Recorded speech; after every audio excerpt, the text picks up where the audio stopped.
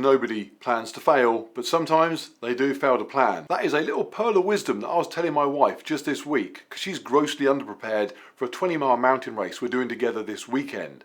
I said, I can't believe you're being so blasé about what is a significant physical challenge with just days to go. I'm pretty much fully prepared for Hyrox London. That's over 2 weeks away. She said, well, aren't you just above average? Go make one of your stupid little videos all about it and leave me alone. So here I am.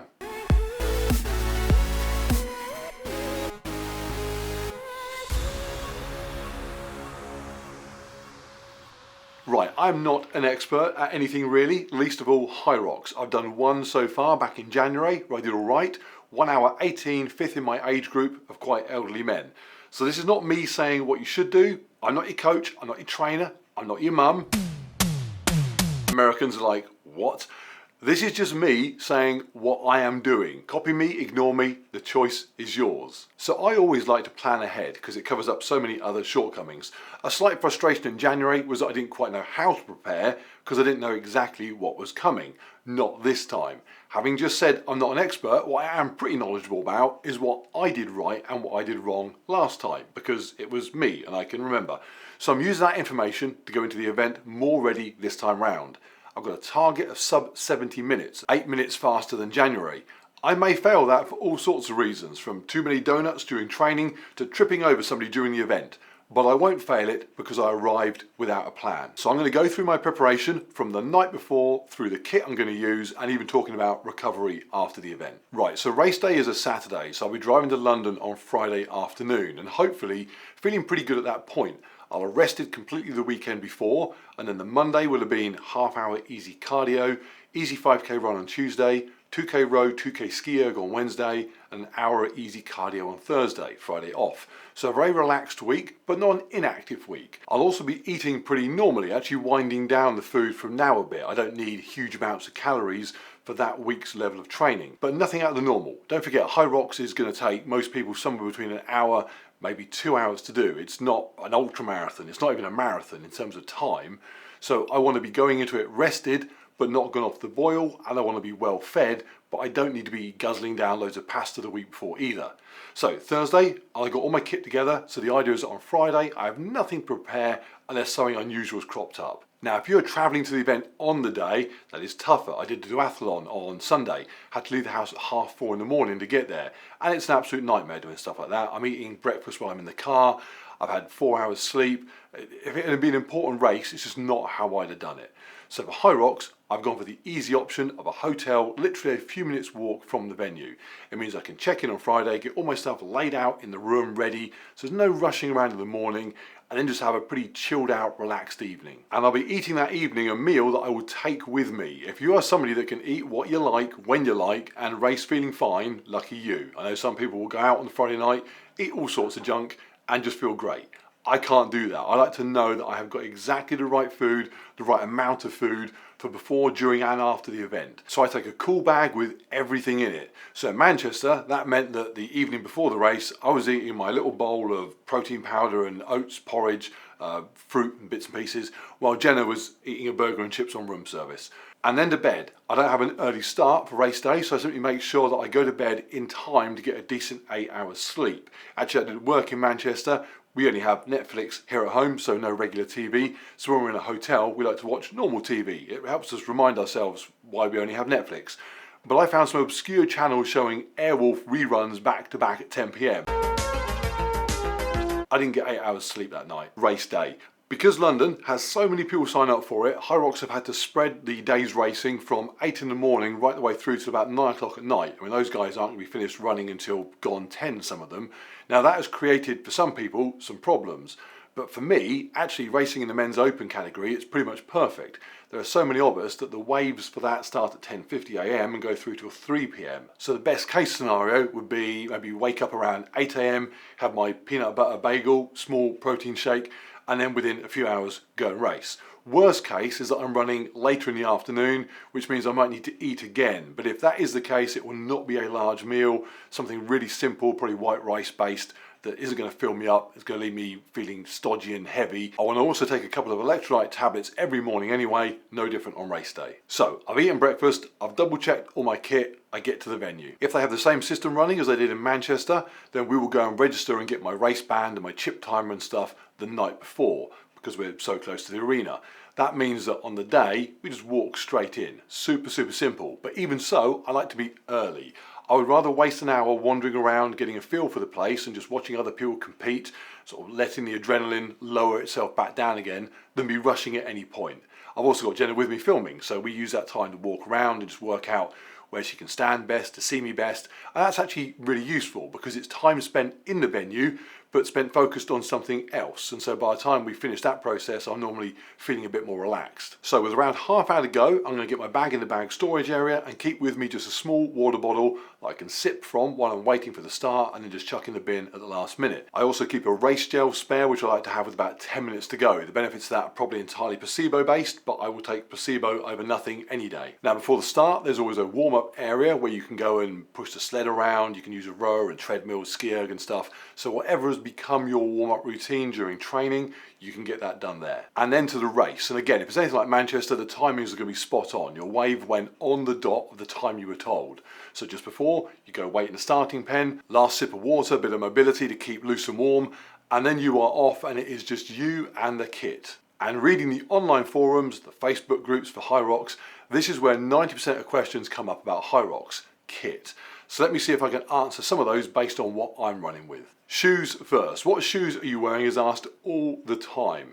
You're going to spend more time running than any other activity. In Manchester, my total run time is about 38 minutes. And that's not too bad in the top 20% of all runners. So many people are going to be doing their laps for maybe 40, 45, 50 minutes or more. No other activity is going to take that long. And unlike running, some of the other activities, the shoes are largely irrelevant. You could do the ski erg in flip-flops. So given that, pick your footwear accordingly. What can you run in on a hard surface pretty quick? Although you're doing 8 kilometers in total, the gaps in between means that especially early on, your pace will be faster than it might be for a straight 8k run. I found I was running at about my fast park run 5k pace to start with. So for me, that means a shoe needs to be light and quick. Now the problem with asking what exact shoes people wear is that they will just recommend the exact shoe they're wearing, and that might be completely inappropriate for you. Actually, I'm a very good example of that because all my shoes are ultra zero drop trainers. If you aren't used to running in a zero drop shoe, that could be a very bad choice for you. So this exact shoe, a Superior 5, is not the recommendation, but something you are comfortable jogging pretty quickly in is. For example, if I'm in the gym and doing no running, I wear Metcons. Useless for Hyrox, I can't run in those. But people will say, what about grip on the sled push? So I don't want to compromise my 8k of running by using a bad shoe for that because I picked something to spend less than 2 minutes doing a sled push with. That said, I have a few fast running shoes and it's fair to say that some of them will be a better option than others. You push the sled on a carpeted surface. The two things that dictate whether you slip around on that are your weight and the shoe grip. At 100 kilos, I get reasonable grip from anything underneath my foot simply because of how much weight is on top of it. But the reason I use a fast trail shoe that's got a worn down grip from a winter's running off-road and not my fast road shoes, Escalante Racers, is because these do have a bit more stick to them on carpet and the tread is worn down enough that it's still comfy on hard flat ground. So priority is the run, but if you can avoid something that's completely smooth, especially if you aren't that heavy, you got grip sorted too. Oh, and is it necessary to write your anticipated time on the side of the shoe? Absolutely it is. Does it work? No.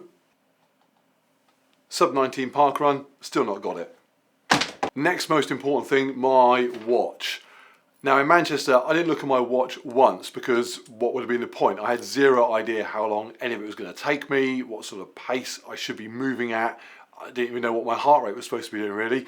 There was simply nothing to look at it for.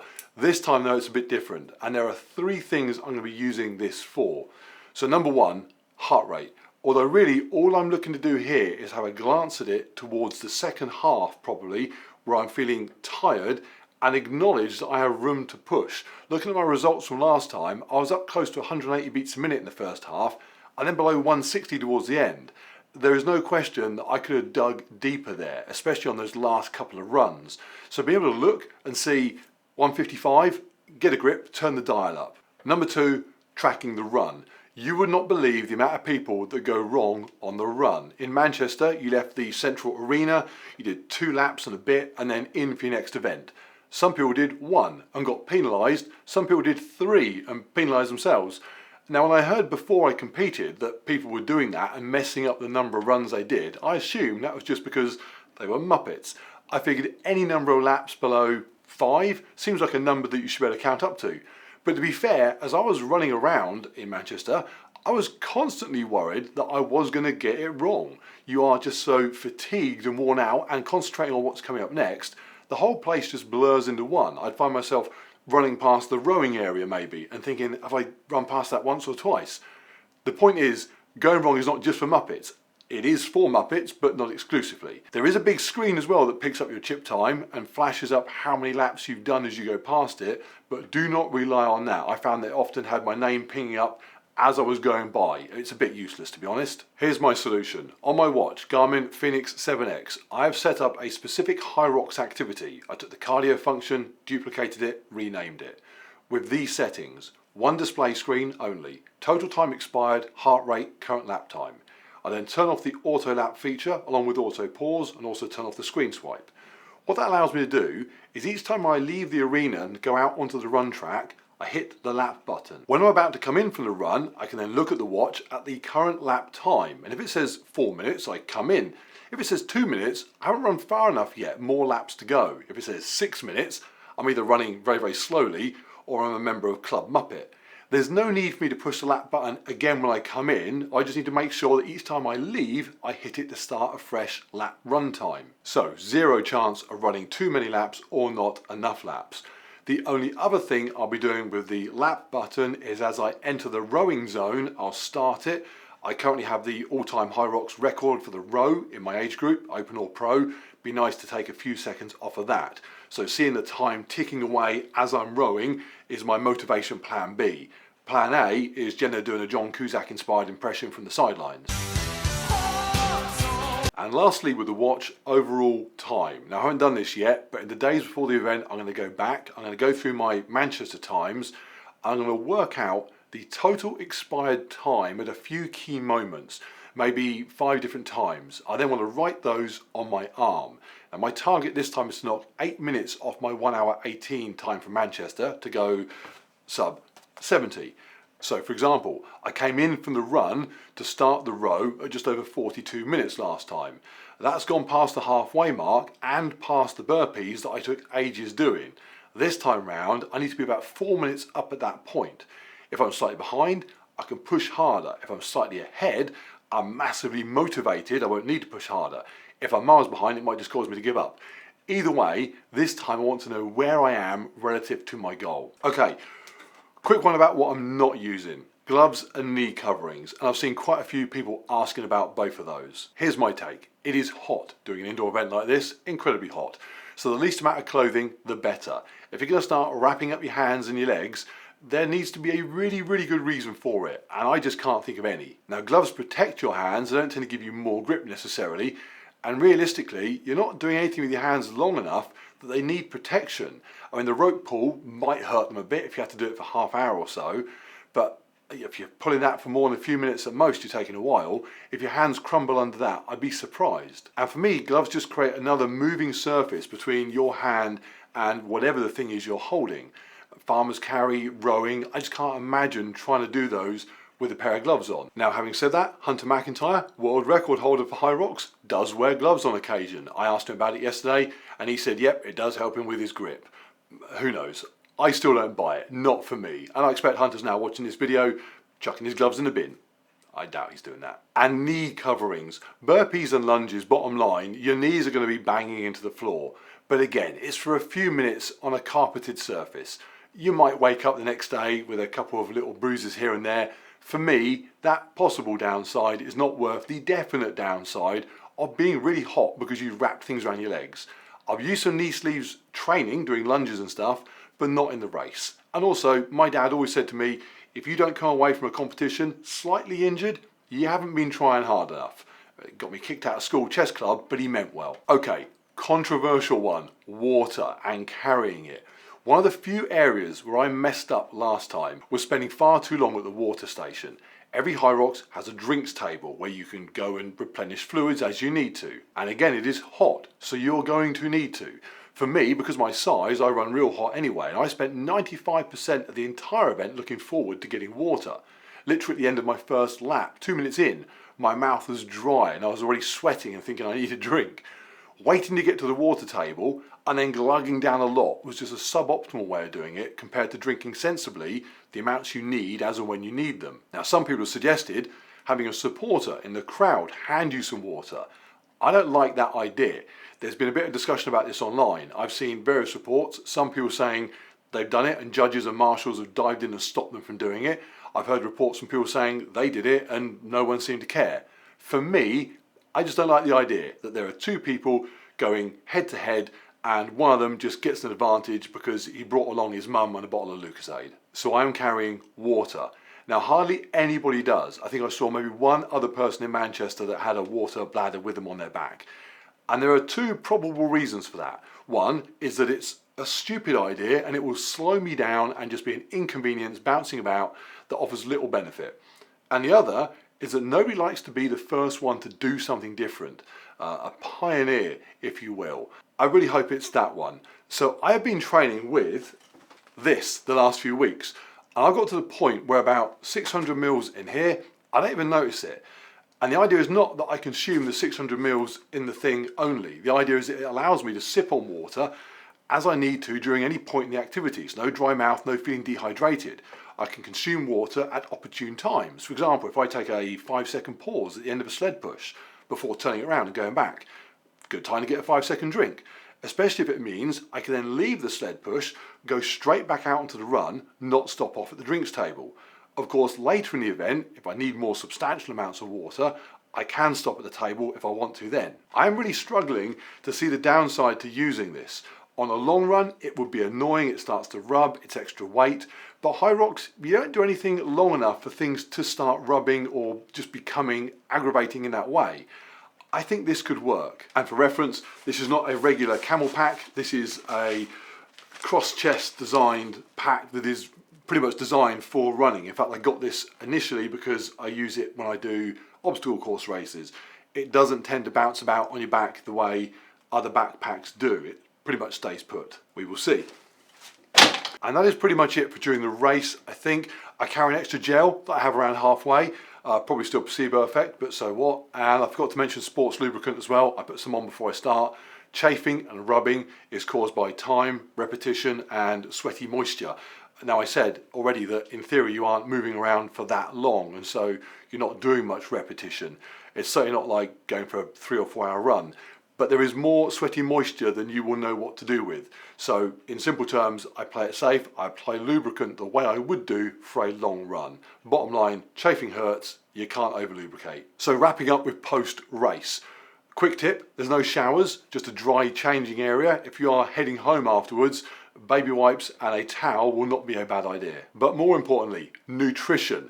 There will be a temptation, if you're anything like me, especially if you've been training quite hard and eating quite strictly in advance of the event, to finish and just eat. The calories burnt, the race adrenaline, the fact that you might not have eaten an awful lot that day beforehand, it is all going to make you think that you are way hungrier than you probably are. Now, I burnt about 1,300 calories doing Hyrox in Manchester. Not that many.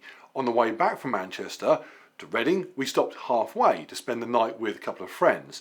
And I replenished those 1,300 calories in junk snacks every hour until 5 in the morning, and then went to bed feeling tired and ill. Not making that mistake this time. We are staying in London Saturday night, so we'll probably still be going to bed at 5 o'clock in the morning, but nutritionally, I am going to be on it. I will have a post-race meal with my cool bag that I will have all the right macros and calories in to fill me up and replenish me properly. It means when we do go out in the evening, I won't be crazy hungry and just looking to eat anything I see. In theory, if my Instagram update after the race is from the casino in Leicester Square at 3 o'clock in the morning with me in front of a gigantic bowl of chips, that didn't work. Right, useful, I hope so. Most of the kit that I use, all my bits and pieces, that's on my website, so go check that out. Drop the video a like and subscribe, that'd be awesome to do that. If you want to see behind the scenes stuff here or get in touch, you can do so on my Patreon page. If you're already over there supporting me, then thank you very much indeed. And most important of all, if you're also racing in London or spectating and you spot me there on the day, come over and say hi, that'd be really cool. If I'm actually racing at the time and you spot Jen instead, go say hi to her. She might be filming, so don't distract her too much, but she always appreciates people just popping over and saying, hey, your husband's really above average, isn't he? She really loves that.